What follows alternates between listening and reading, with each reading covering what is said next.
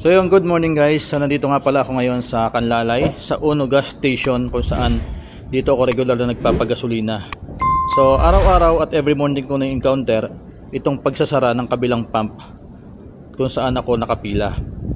So yun yung protocol nila dito, kaya naman kailangan natin sumunod kahit mahaba yung pila. Subalit, sa hindi inaasahang pagkakataon, mayroong isang nakamotorsiklo na dumating at pumila pa rin siya doon sa pump na kung saan ay isinasarado tuwing umaga o yung kanilang protocol sa umaga na kailangang isarado ang isang pump para makapag-focus yung mga tenant o yung mga pump boy sa haba ng pila dito sa ating mga gas station. Pero minsan nagtataka rin ako kung bakit nga nila sinasarado ito kung kailang mahaba na yung pila. So ito yung mga nangyari at hindi natin naasahan na mayroong isang motorcycle rider na dumating na bandang huli na pag-aalaman natin na isang pulis na medyo hindi maganda yung kanyang pag-approach sa ating mga tenant, na medyo may pagkasiga yung kanyang dating. So ito yung nangyari guys, panoorin natin.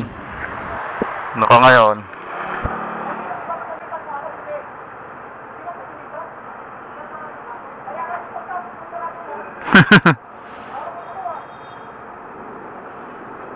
Sarado na nga eh.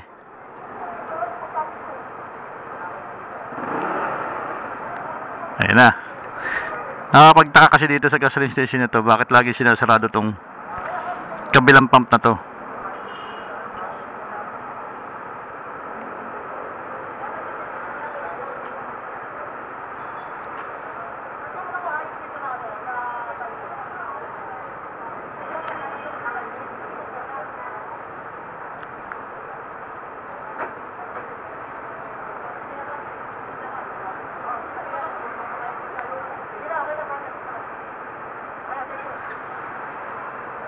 Pasisingitin mo, gago rin naman tong isang to.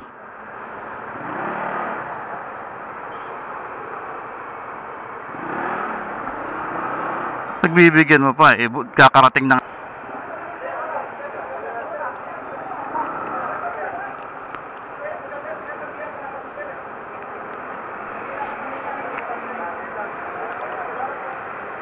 pulis yata to.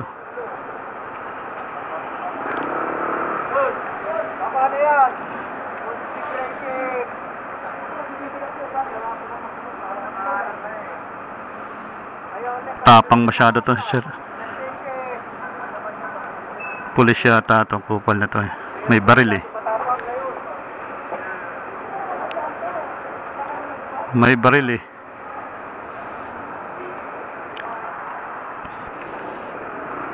May baril, may nakabutog oh. May baril si sir, kaya matapang.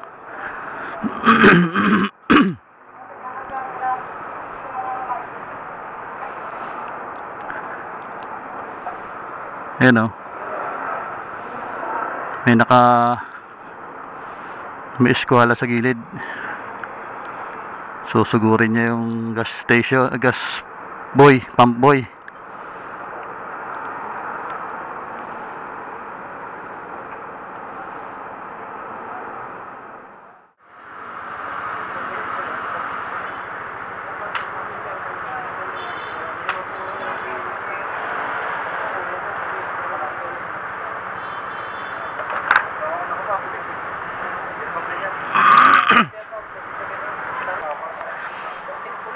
Ano ba yun? Pulis yun ano? Pulis?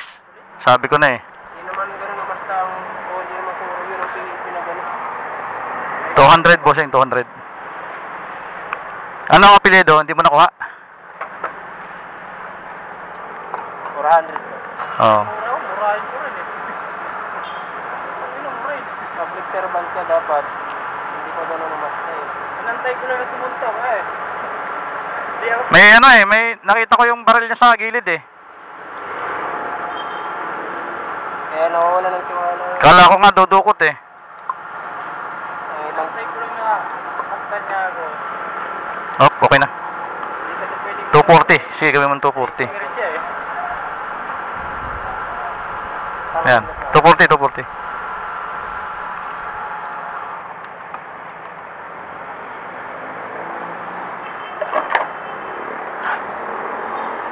Hyper.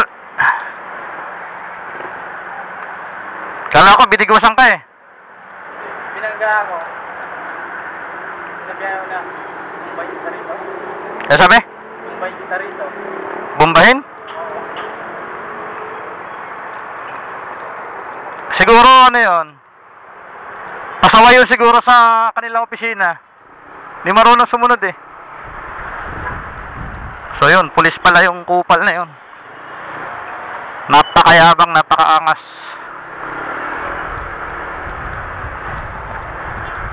Although nakakainis din minsan dito sa gas station na to na laging sinasarada yung pump. Ang problema nga, kung ganun naman yung kanilang patakaran talaga, anong gagawin natin, di ba? So kailangan natin sumunod dahil sila sumusunod lang din.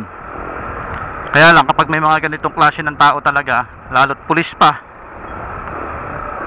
akala ko dinukutan na ng baril yung pump boy. Kasi mahirap din yan guys, yung magiging gasoline boy. Galing din ako dyan, first job ko yan, so hindi madali. Talagang nandyan yung pakikipagtalo mo sa customer. Dahil mayroon talagang minsan na customer talaga na pasaway. Itong naka-encounter ni kuya na pump boy, hindi basta customer, pulis pa, hindi marunong sumunod. What more kung walang mga tao, di ba? Ang dami na nakakakita sa kanya, pero kung umasta siya, dinaig pa niya yung may-ari ng Pilipinas. So kung sino ka man na pulis ka, so sana dumating yung araw na masiba ka sa serbisyo dahil hindi maganda yung ginagawa mo. Bilang isang pulis, dapat hindi ganyan ang asta mo. Nakita nyo naman may nakaharang na, hindi na nga ako sumingit doon dahil alam ko naman talaga sinasarado yun. At yun nga, nakakapagtaka nga lang ba't sinasarado kapag mahaba ang pila.